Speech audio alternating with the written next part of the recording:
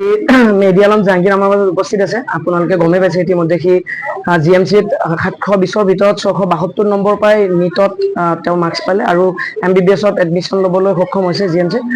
খুব ভাল লাগিছিল তেতিয়া। আচলতে মই তাৰ ঘৰত গৈছিলোঁ, খুব দুৰ্গম অঞ্চল আৰু সেই অঞ্চলটোৰ পৰা এজন মেধাসম্পন্ন ছাত্ৰ, তাৰ খুব ইচ্ছা যে ডক্টৰ হ'ম আৰু সেই ইচ্ছাখিনি দেখি মই খুব আপ্লুত হৈছিলোঁ। আৰু তাৰপিছত তাক মই ক'লোঁ, আহা তুমি ইউক্লিডত আহা, আৰু তেতিয়াই তাক লৈ আহিলোঁ আৰু সি আহিলে। খুব মন পুতি পঢ়িছিল, এজন দক্ষ ছাত্ৰ আছিল, বহুত কষ্ট কৰিছিল। কেতিয়াবা প্ৰেক্টিকেল কৰিলে 4টা-5টা বাজি গ'লেও সি থাকিছিল, শেষলৈকে কৰিছিল, মোৰ লগত লাগি থাকিছিল সি, বা মই খুব ভাল পাইছিলোঁ। আমাৰ গোটেই শিক্ষক-শিক্ষয়িত্ৰীখিনিৰ লগত খুব মৰমৰ ছাত্ৰ আছিল সি আৰু সকলোকে মানিছিল, সন্মান দিছিল আৰু কষ্ট কৰিছিল। আজি যেন সেই কষ্ট, যি অধ্যাৱসায়, যি শ্ৰম, সেই শ্ৰমৰে যেন বহিঃপ্ৰকাশ। গতিকে খুব গৌৰৱ অনুভৱ কৰিছোঁ এই বিদ্যালয়খনত পুনৰবাৰ সেই চৌহদটিত আমি একেলগে লগ হ'ব পাই। গতিকে তাৰ সফল যাতে এজন ডক্টৰ হ'ব পাৰে, যাতে মানৱীয়তা সি যাতে জীয়াই ৰাখে আৰু নিশ্চয় সমাজত সি ভাল কাম কৰিব, এজন সুচিকিৎসক হ'ব আৰু মানুহক যেন সি ভাল চিকিৎসা প্ৰদান কৰিব, সেয়া বিশ্বাস। সি আগুৱাই যাওক। নমস্কাৰ, মোৰ নাম মেহেদী আলম জাহাংগীৰ।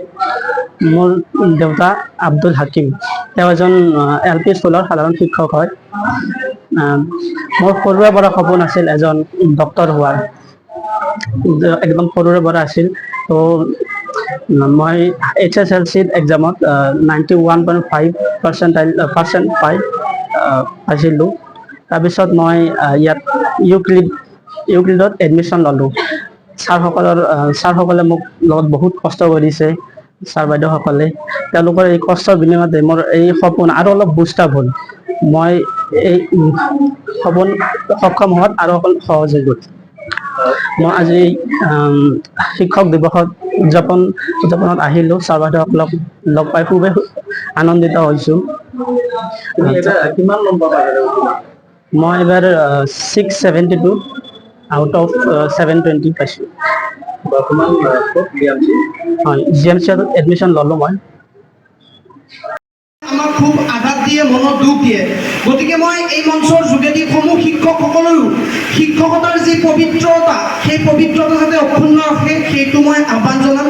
আৰু আমি যাতে আৰু বেছি কষ্ট কৰিব পাৰোঁ, আমি যাতে ভাৰতবৰ্ষখনক আগুৱাই লৈ যাব পাৰোঁ, অসম মাতৃক যাতে আমি ভাৰতত প্ৰতিষ্ঠিত কৰিব পাৰোঁ, বিশ্বৰ দৰবাৰত যাতে আমাৰ প্ৰধানমন্ত্ৰী নৰেন্দ্ৰ মোদীৰ যি আত্মনিৰ্ভৰ ভাৰতৰ সপোন, আৰু সেই সপোন যাতে পূৰণ কৰিব পাৰোঁ। গতিকে তাৰ কাৰণে আমি শিক্ষকসকলে মূল পাতি ল'ব লাগিব।